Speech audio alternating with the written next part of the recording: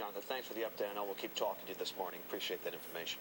And again, that rescue operation continuing as we speak. Just reading some reports here online, passengers saying that they were on board that train. One man saying he was sitting in the front seat of the third car when it derailed. And you got to remember that this train was moving, so it didn't just fall over and stay flat. He said they screeched along the ground for several, he said it felt like several minutes. He said it felt like an eternity, but at least a minute or so before it finally came to a halt. Describes how he was on his back and eating gravel and glass, he said, but just thankful to be eating gravel and glass because he knew he was alive. Just could not believe what was happening. And you multiply that times the dozens and dozens of people who were on board that train, and imagine the terror as you're coming home on a Sunday morning from an outing with family or friends, or as Jonathan said, perhaps coming into the city to spend some time shopping, heading into Grand Central Station, and you're a short 11 miles from your destination when this tragedy unfolds here in the Bronx. And as you take a look from these live pictures coming in from Chop 4, you're talking about sort of the awareness of what happened or not.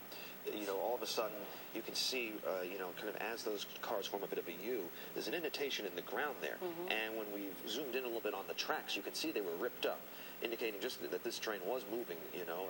It was not stopping at that station, so it was moving along there. And see, here you go. I mean, those are...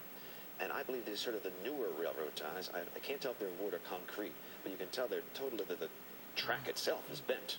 It almost snapped, and the ties themselves are all, you know, ripped up. So this train was moving along, and they became uncoupled from the other cars. And so you had those first four cars moving, you know, on their own towards the river at a, you know, significant rate of speed, especially on that section of train. So again, you're talking about a passenger on his side at that point. Yeah, it doesn't, as you said, just flip over.